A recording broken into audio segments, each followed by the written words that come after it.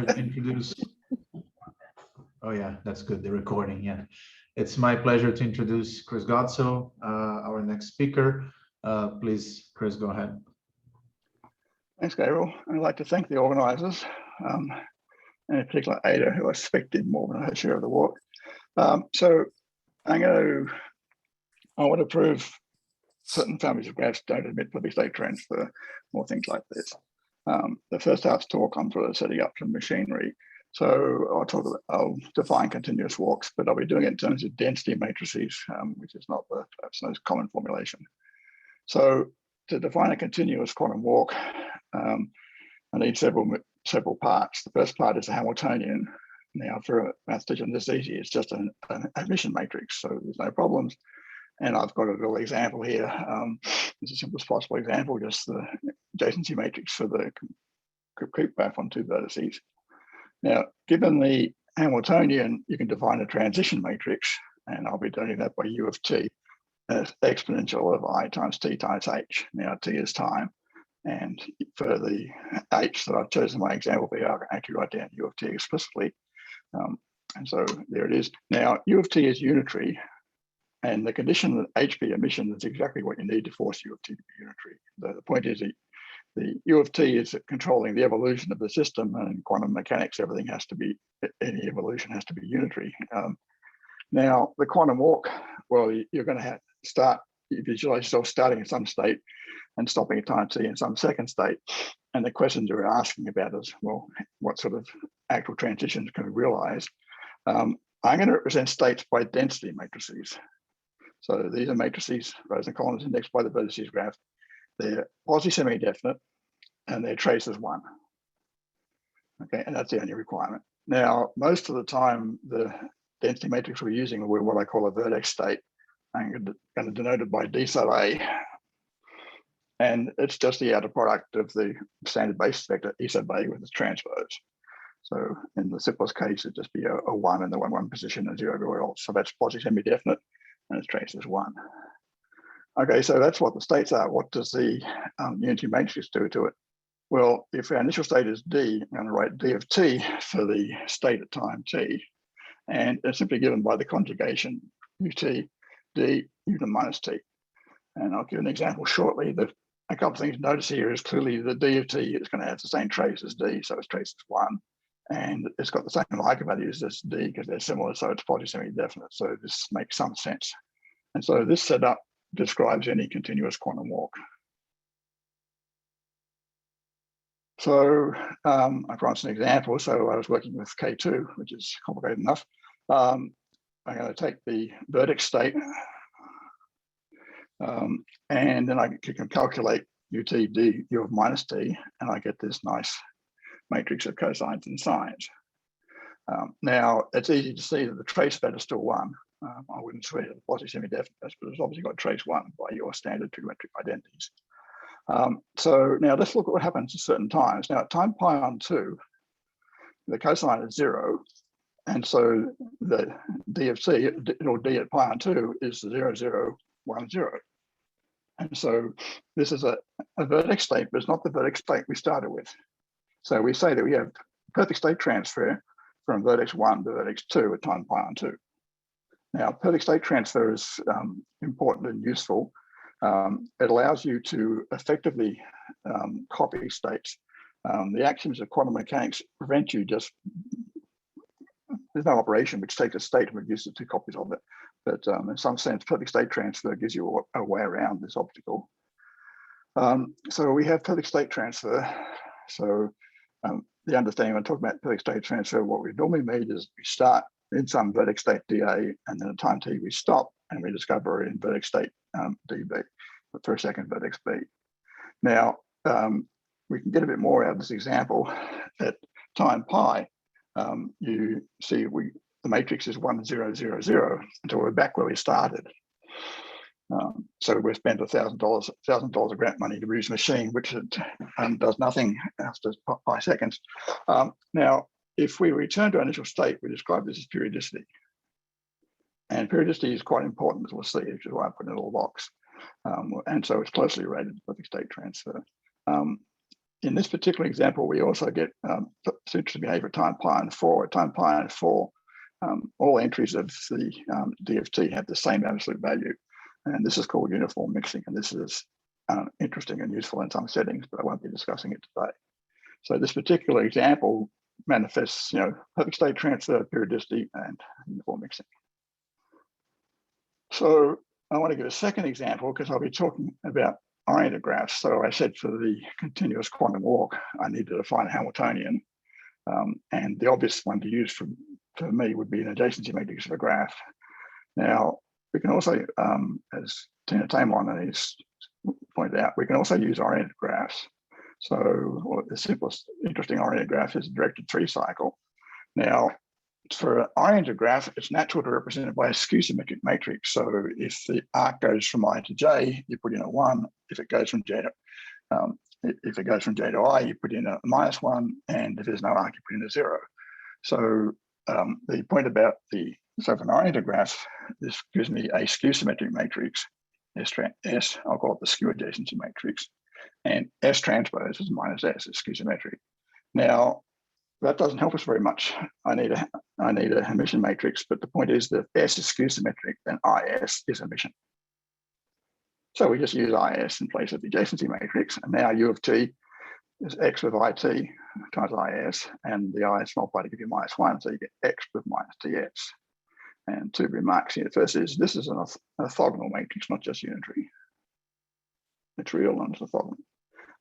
But it makes no real difference, and you get the same quantum behavior with this orthogonal matrix as you would with the complex unitary matrix. Okay, so which is mildly surprising. So you don't have to, you can work in the rules throughout and still get a lot of interesting behavior, as we'll see. So we can get continuous quantum walks from adjacency matrices and from the skew adjacency matrices of oriented graphs. There are other things you can do. You could use Laplacians, signless Laplacians, normalized Laplacians. You've got lots of choice, but today I'll basically be either using the adjacency matrix or the skew adjacency matrix, although I'll often be stating my results in more generality than that. Now, we're going to work with the this X with ITH. Now, you can compute that using the power series, but it's not particularly present. It works for K2, but beyond that, you'll give up pretty quickly. So the tool that we always use is spectral decomposition. And so that's not meant to be new, but I'm going to fix notation. So I have a Hamiltonian summation. So it's got eigenvalues θ1, θr. These are real because H is emission. And for each eigenvalue θr, there's a corresponding eigenspace. And so E sub r is a matrix representing a orthogonal projection onto the θr eigenspace. And so we get this expression there, H equals sum of θr E sub r, which is in some sense a compact way of saying that Hermitian matrices can be diagonalized. But we don't need that. We have this formula. Now, the nice thing about spectral decomposition, it follows almost at once that U of t, it can be written as the sum of e to the IT θr times E sub r. So you place the eigenvalue θr by the complex number e to the IT θr. Now it's a complex number of norm 1. And so we have an expression for U of t. Now, this is useful if you're trying to prove things about quantum walks. It's also useful if you want to do some calculations and study some examples. You can compute the spectral idempotency E sub r without any great problem. And so you can actually form the entries of U of t without any particular issues. Now, the consequence of the spectral decomposition is I get an explicit formula for the state at time t, so d of t. And so you've got to multiply, you take U of t times d times U of minus t, you expand the U of t and U of minus t in terms of the spectral decomposition, do a little bit of tidying up, and you get this expression here. So you get a sum. Now you don't quite have eigenvalues anymore. You're going to have EVI times an difference of eigenvalues. And in place of the spectral idempotency, you get these matrices E sub r, d, E sub s. Now, if r is equal to s, that's potty semi-definite, but in general, there's not much you can say about it. But so we get this sum. And so if I can get the eigenvalues and get the spectral idempotence, then I can actually work out, I've got a explicit formula for the density at time t. So that's what we'll be working with, and you'll see how that goes. So the one, I need to make one comment. I've got this sum. There's nothing which prevents this matrix product there from being 0. And I was thinking, in a certain sense, I could have given the talk and just ignored the question. And if nobody asked me, you probably would have go away. But I decided I'd be a bit more honest. So I needed to introduce another piece of terminology. So I'm going to define what I call the eigenvalue support of the state to be a set of pairs of eigenvalues. So it's a set of pairs theta r, theta s, such that er, d, es is non-zero. Now it's a mess to work with, but fortunately for vertex states, we can simplify. The point is that if this product is 0, now this is the outer product of two vectors, outer product of the common vector er applied to ea with the row vector ea transpose applied to es. And if that's 0, then one of those two terms has to be 0. Now in general, if er, d, es is 0, well, that's all I can say. But for vertex states, or more generally for pure states, we won't go there. So perfect state, for vertex states, we get that one of those two factors must be 0.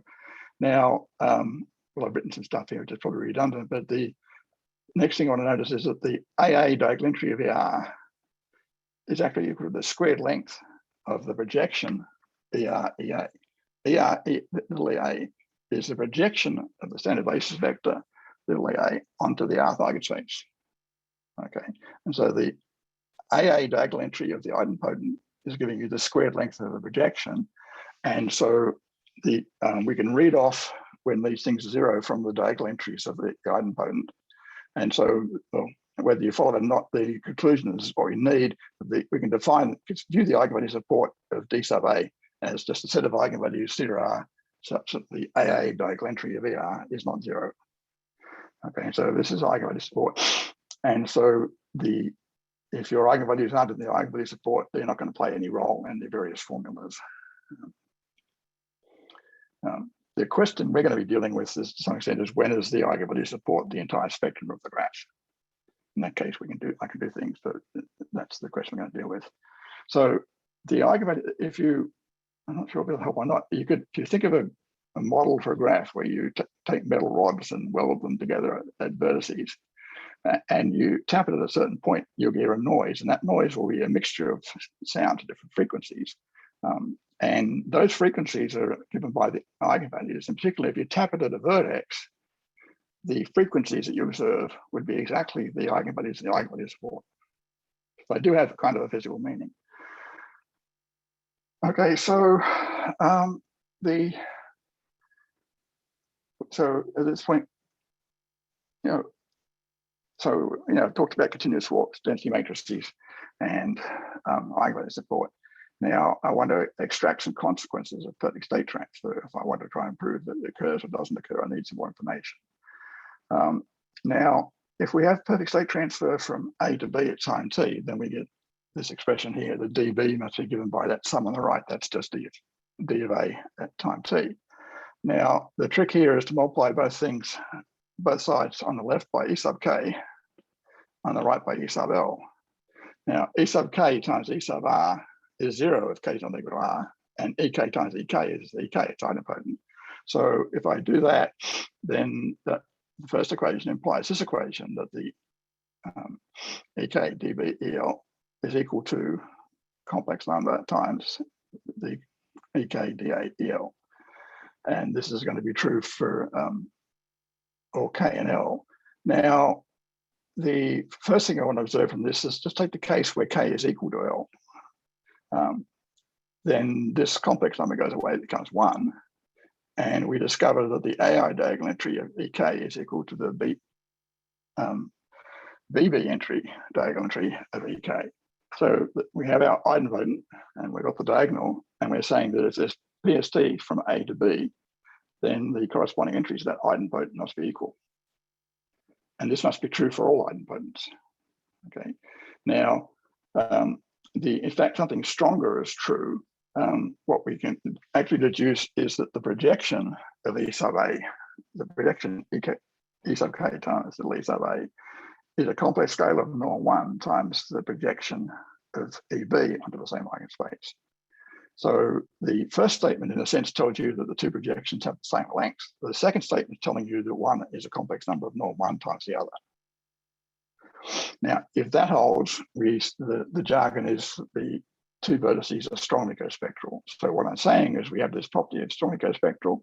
If I perfect transfer from A to B, the vertices must be strongly cospectral, and we'll get some mileage from that.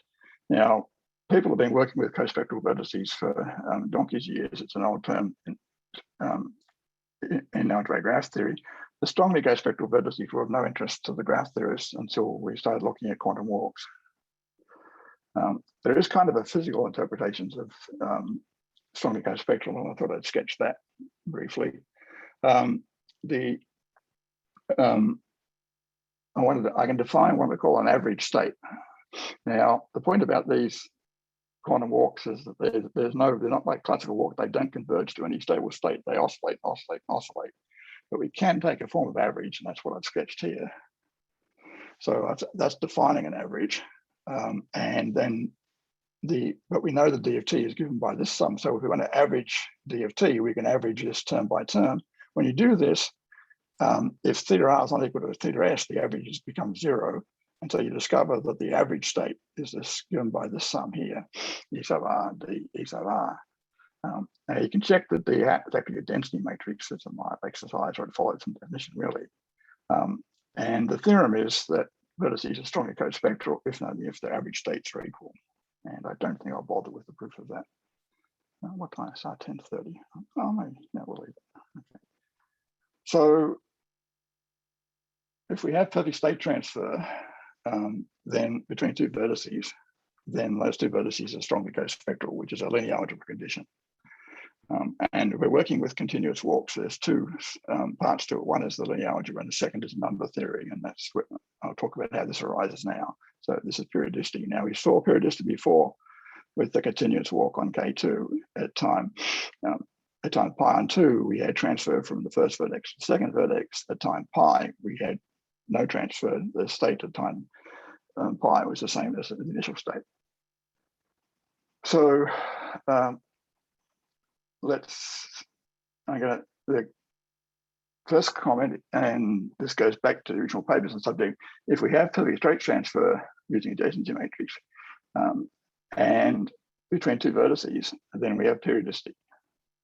Now, this is important because in some sense, mathematically, periodicity is a bit easier to work with than PST.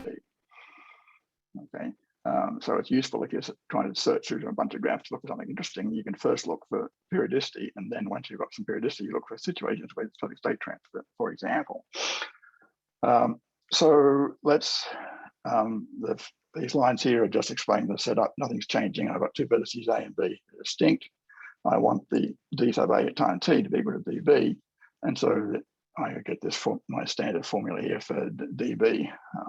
So I've got eigenvalue differences and these matrix products. Now, the thing to notice here, I'm doing working with the adjacency matrix. So my Hamiltonian is real, and the idempotents are real, and d sub A and d sub B are real. Okay, so now I do my usual trick of multiplying this expression on both sides by EK on the left and the L on the right. And I do that, I get this expression.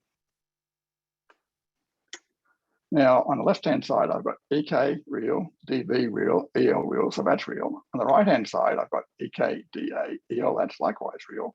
But in between, I've got this exponential of I times difference of eigenvalues. And that won't be real in general. Okay, something's got to happen. If that's real, well, it's a real complex number, norm 1, so it's got to be equal to plus or minus 1. So if we have PST, these coefficients here are plus or minus 1 at time t. And at time 2t, you're going to get the square of the coefficients. And so you discover that at time 2t, d sub A at time 2t is equal to d sub A. So you have periodicity. So PST between two vertices time t implies periodicity at time 2t. Now, the vertex B will also be periodic. So if you have perfect state transfer, you'll get a pair of periodic vertices. Now, you can get periodicity without perfect state transfer, but won't be going into that. But so PST implies periodicity. Okay, and there's also something going on here. We're getting this we're getting this equation or this fact, and there's surely something we can do with that. It's just telling us something. I mean, the exponent there must be a multiple of both pi.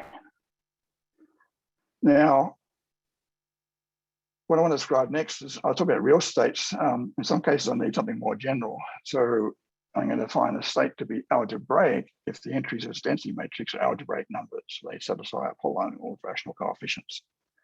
Now, any vertex state, so if the matrix is rational, it's algebraic, and so any vertex state is algebraic. Okay. Now, some other number theory I'm going to need at this point. If I have a emission matrix H and its entries are algebraic, then some non-trivial but standard number theory tells me A, that the eigenvalues of H are algebraic numbers, and it follows that the idempotents, the entries of those, are algebraic. Now, this is not trivial, but it's a standard fact in the early fact in algebraic number theory, so I won't go any further into that.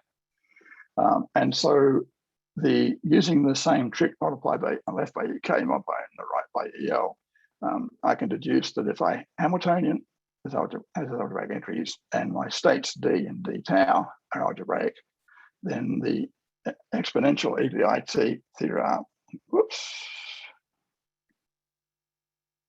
theta s is algebraic when e sub r d e sub s is not equal to 0. So we're only discussing, when I'm referring to eigenvalues, I'm always considering eigenvalues in the eigenvalue support. Okay, but you can more or less ignore that. It looks after itself considerably. Now, so what? So this complex number e to the IT theta r minus theta s algebraic.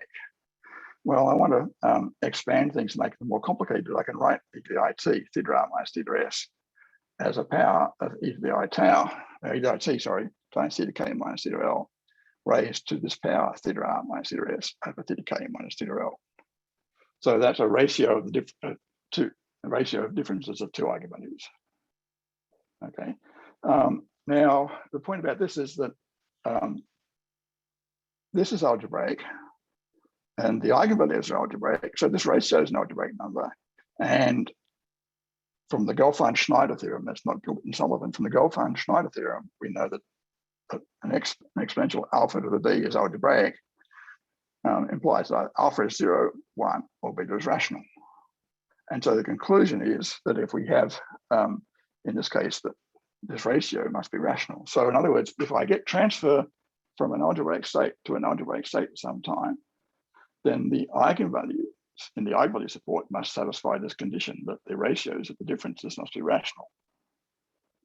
Now, the eigenvalues of graphs are algebraic numbers. Okay, they are, if they're rational, they have to be integers, and so it's in some sense uncommon for eigenvalues to be integers. So this is quite a strong condition, and we call it the ratio condition. And so the point is that if we have this transfer I just described, the ratio condition holds. Now, the same argument, in fact, it's a little easier because you don't need Goldfein-Schneider. You can prove that if you get transfer from a real state to a real state, again, the ratio condition holds. So if we have perfect state transfer from one vertex to another, then under some conditions, which commonly hold, we get this condition on the eigenvalue support. Okay, so that's what we'll be working with. Now, in fact, the ratio condition, I want to emphasize the importance of this. So a continuous walk based on graph X. So the point here is I'm saying I'm doing my Hamiltonians as the rows and columns being indexed by the vertices of the graph. So I'm doing my Hamiltonian as a weighted adjacency matrix. I don't care at this point whether it's the adjacency matrix, the Laplacian, or whatever, just to be, I've got a Hamiltonian, which is a mission. And the continuous walk is periodic at the vertex A, if the ratio condition holds on the eigenvalue support of A. Okay, so we have a characterization of periodicity. Okay, and it's in terms of the eigenvalues of A, so this is going to enable us to show that many graphs don't have perfect state transfer, for example. And so the proof of this theorem, well, I just write down my usual formula for d sub A of t. Now, if we're periodic, then at time t, d sub A must be equal, d sub A of t is equal to d sub A, so I just write this equation down. Now, the the trick we need here is simply to remember that the sum of the spectral idempotencies E sub R is the identity. Okay, and D sub A, I'm actually have to write something here. I can write D sub A is equal to I D sub A I. And now I expand, I replace each I by a sum of E sub R. And so I very quickly get this expression that D sub A is equal to this sum, E sub R, D sub A, E sub S. So I now have two expressions for D sub A. Now they're linear combinations of these matrices, E sub R, D sub A, E sub S. Now the piece of information we need here is using the trace inner product, those matrices are pairwise orthogonal. So they're linearly independent. So if these two things are equal, then the coefficients have to be equal. So that says that EDIT theta R minus theta S must be equal to 1.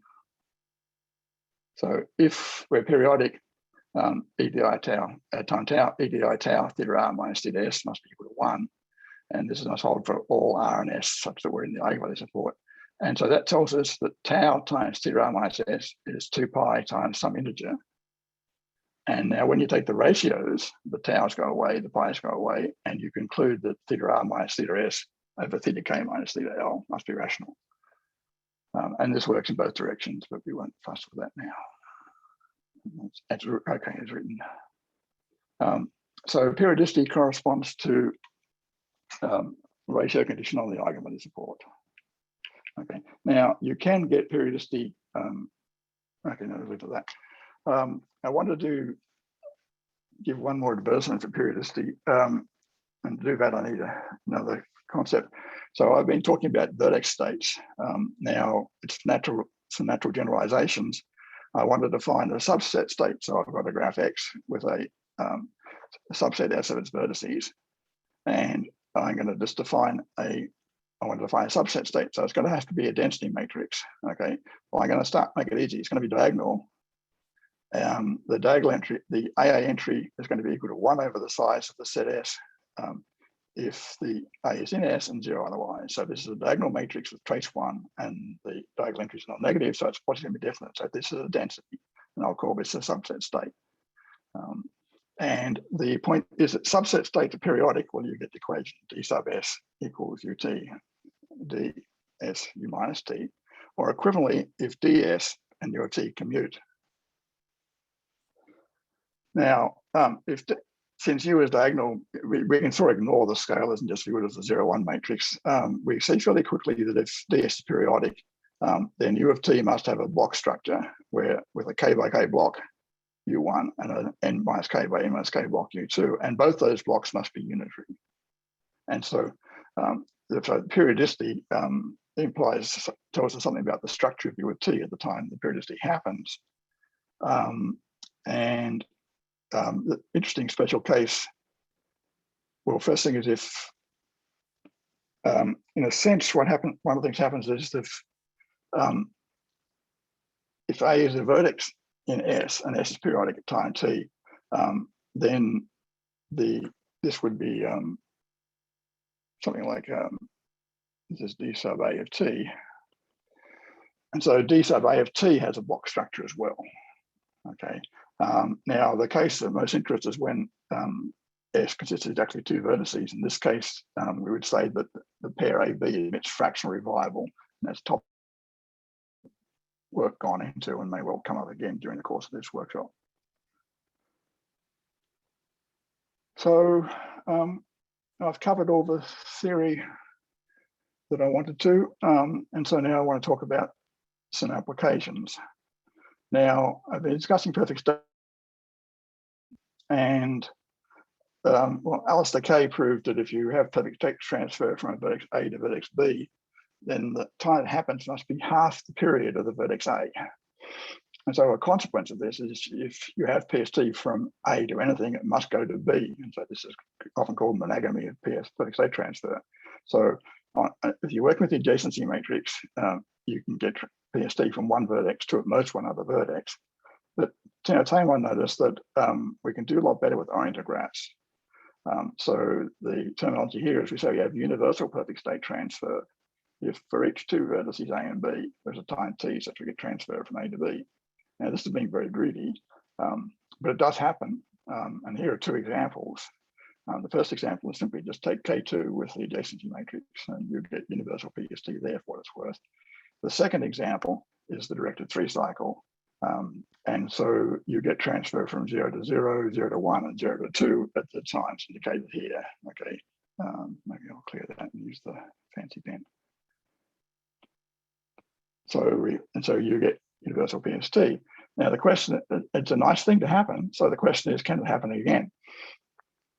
Now to do that, I need to push the theory a little bit further.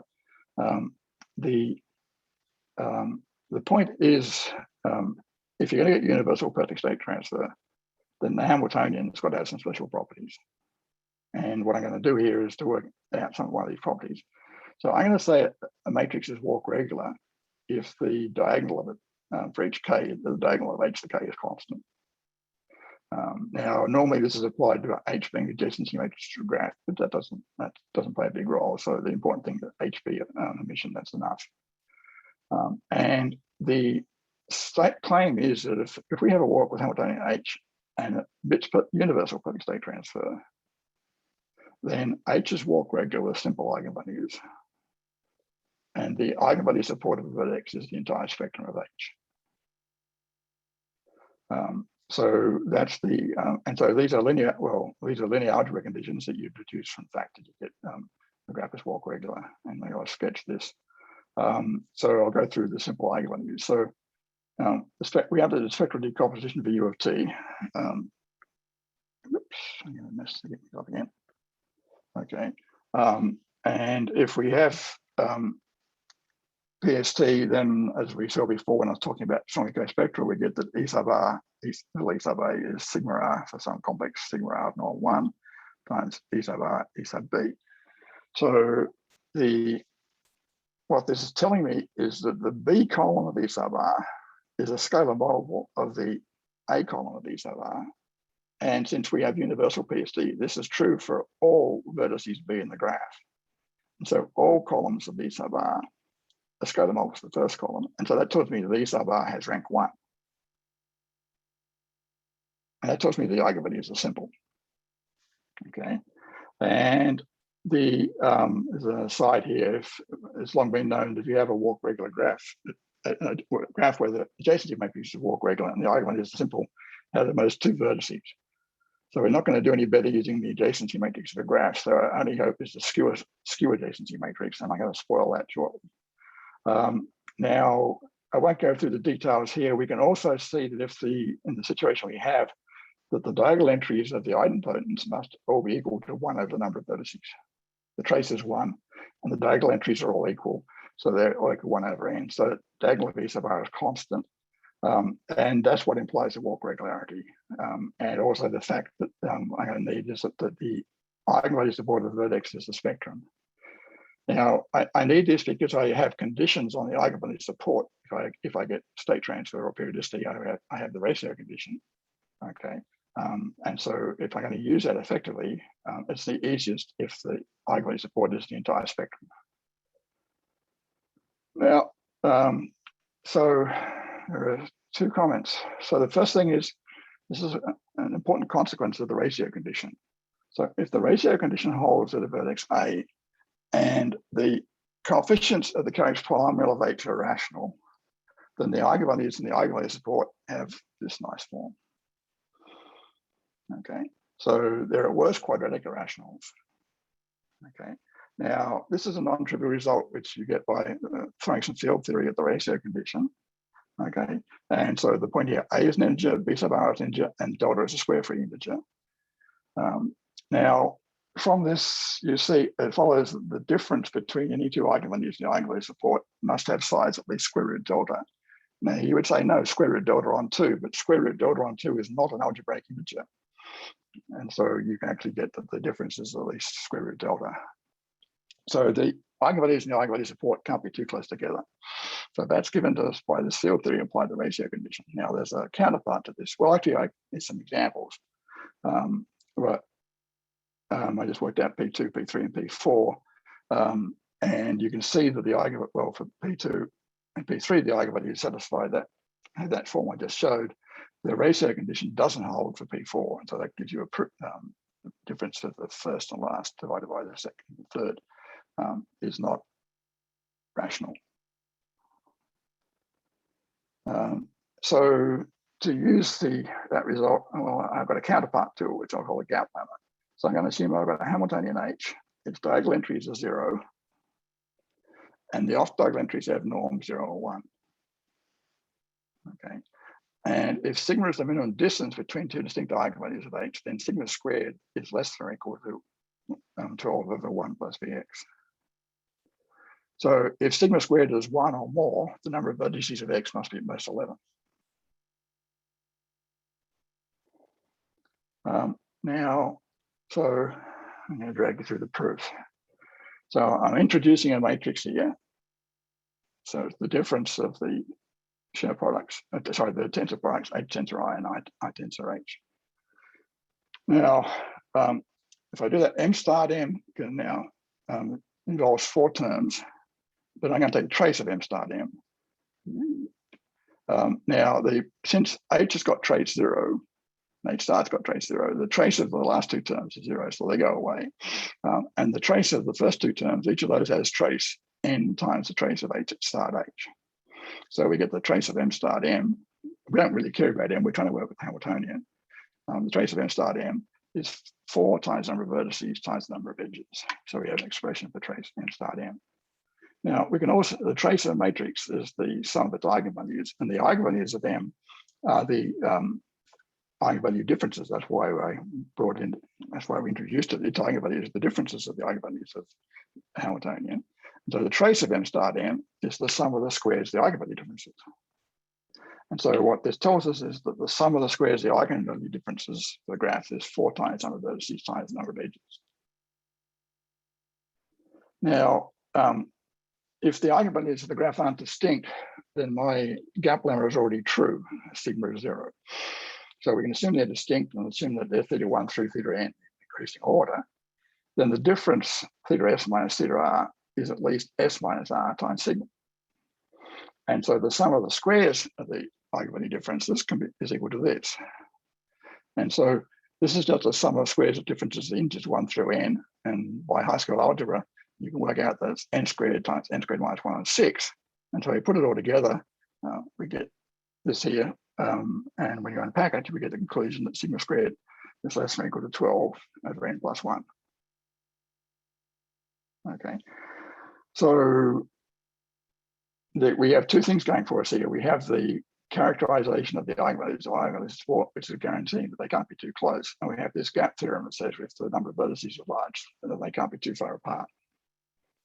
Okay, and so we can apply this to universal perfect state transfer. If you have universal state transfer on a graph, all vertices are periodic. The eigenvalue support is the spectrum of H. Okay, and so the eigenvalue gap must be at least 1. And now apply the gap lemma and deduce the number of vertices to most 11. I have no reason to believe that 11 is tight. You can show that if you get equality there, then X must be a tournament, but there are something like 10 to the 10 tournaments on 11 vertices. So I don't view doing any computational work on that particular problem, although I think there might be some way of dealing with them. So we get a most 11. So the conclusion is that any oriented graph with universal PSD has a most 11 vertices. And I'll be surprised if there's anything more than I won't be surprised if the directed 3 cycle is the only one. I won't go into now. How are we going here? Time. I can do this, I think. My student, Sabrina Lato, in her master's thesis and math thesis, talked about multiple state transfer. And so she came up with a graph, and I've given the skew adjacency, an oriented graph. Here's the skew adjacency matrix. So P is just the 4 cycle. And so I've defined S, and you can check that it's a skew symmetric matrix. And Sabrina noticed that you get perfect state transfer between any 2 vertices and any 2 of the first 4 vertices and any 2 of the last 4 vertices. So you can't get perfect state. She doesn't get universal perfect state transfer, but she's getting a long way there. Now, this has raised one problem. I believe it's true that for each positive integer k, there should be an oriented graph with a subset of k vertices with PST between each pair of vertices in the subset. I do not believe it's true that you can partition the vertices of an oriented graph into k sets with perfect state transfer between each two vertices in the same set. And in fact, I can show that if you fix k, there are only 5 any such graphs. So there's a problem for you. To finish off, I just want to talk briefly about random graphs. And I need to get one more term here. I say a vertex in a graph is controllable if one of the following 4 conditions holds. First condition is that the character polynomials of x and x drop a are co-prime. Second conditions, well, these are straightforward enough. I'll just go down to the last condition here. So this is not in a product. What this is saying is that the algebra generated by the matrix A, adjacency matrix A, and the density matrix E sub A transpose, those 2 things generate an algebra of matrices, and an algebra is the full matrix algebra of all n by n matrices. Okay, so these equivalents are being controllable. Now, the important thing here, and I haven't said anything, but it actually gives this directly, but as you can prove fairly quickly, that a condition A implies that the eigenvalue support of a vertex is the spectrum of the graph. Okay, so it's, now, okay, so this is, you don't really know the density of controllable. I'm going to give you one result about the existence of controllable vertices, and so we put these 2 things together, and everything will fall out. One example of controllable vertex would be vertex 1 or vertex 3 in the path on 3 vertices. Okay, but the example which is relevant is any vertex in a random graph. So there's a deep result by O'Rourke and Turi, which depends on another deep result by Vu and Tao and Vu. The proportion of graphs on n vertices where the vertex is not controllable goes to 0 as n goes to infinity. So if you pick a random graph, all the vertices are controllable. And so the eigenvalue support of each vertex is the entire spectrum. And so on the other hand, we can prove that if x is a vertex which is controllable and periodic, then the number of vertices of x is most 11. If it's controllable and periodic, we get the eigenvalue gap. We're in exactly the same position as before. Okay, and so the corollary to this is the proportion of graphs on n vertices with perfect state transfer goes to 0 as n goes to infinity. Put another way, a random graph does not have PST. It would be nice to have a proof which doesn't depend on 120 pages of complex results in random matrix theory, but I'll take what I can get. A couple of problems to give you something to think about during the workshop. I warn you that we're working on the first one. Problem is to prove that T is a tree with at least 4 vertices. There's no perfect state transfer. We've been working on this, well, since we started, more or less. We've made some progress, but we're not there yet. The other question seems a little weird, but well, find a graph with perfect state transfer from A to B such that the sum of the eigenvalue support of A is not 0. So, for example, if the eigenvalue supports the entire spectrum, the sum of the eigenvalues of the adjacency matrix is 0. We do not have an example of perfect state transfer where that sum is not 0. There are examples of periodicity where it's not 0, but there are no examples of perfect state transfer. And I don't understand it. And this may just be that we're not very good at constructing examples of perfect state transfer. So that's it. Thanks for your attention. Thank you, Chris. I've stuck some references in the notes, but when I press the notes, Oh, nice. I won't bother now. Are there any questions? And again, you can always ask the question on chat or open your microphone and ask.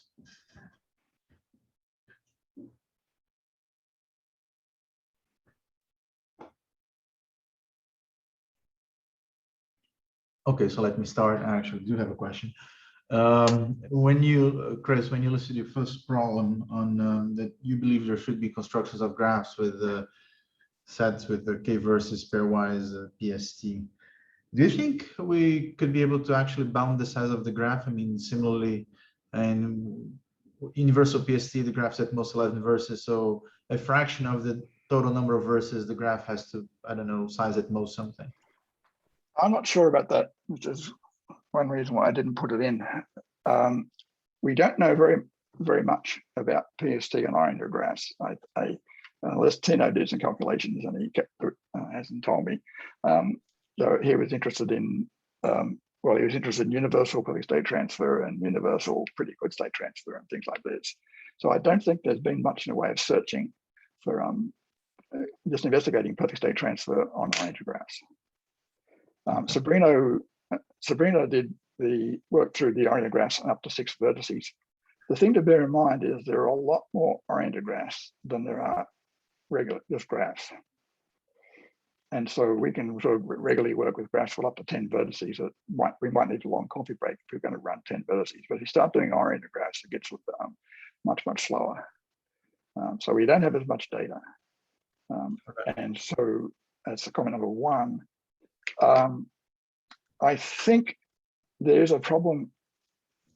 And if you start assuming that there are automorphisms around, then there's some results in Sabrina's thesis which tell you you're not going to get large orbits under some conditions. Now, this is all vague, but we just, there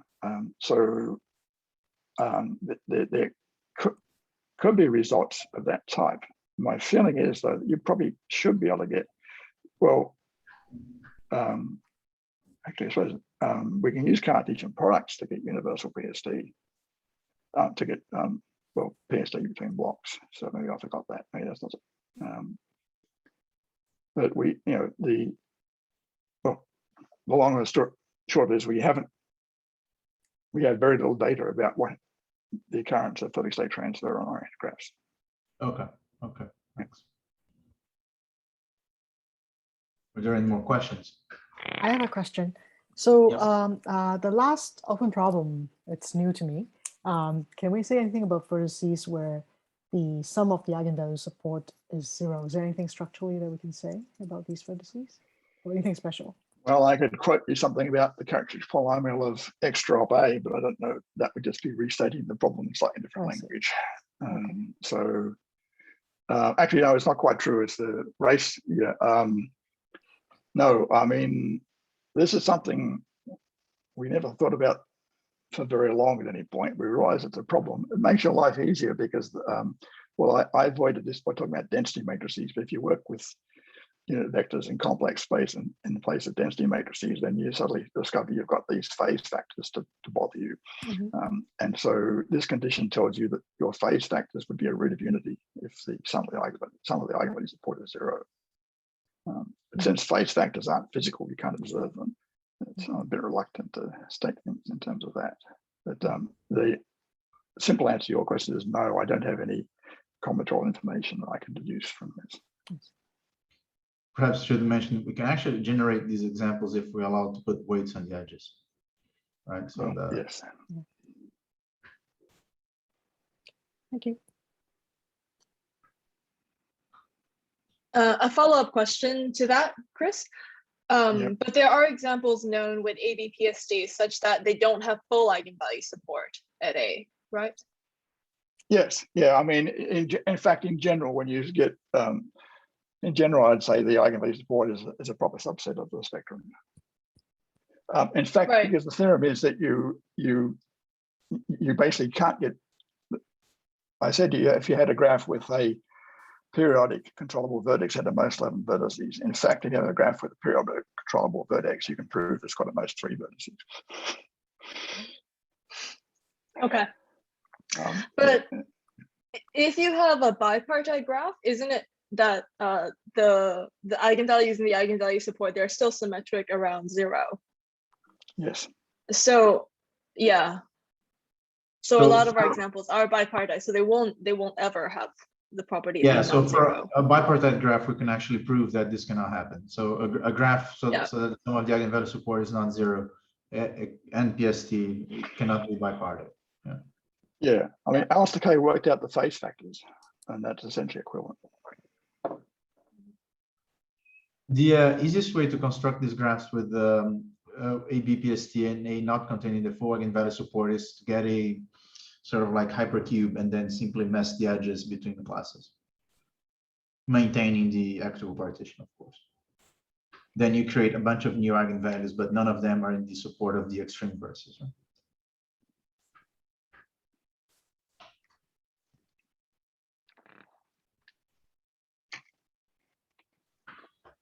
Any more questions we have, perhaps? So I suppose we could all thank Chris again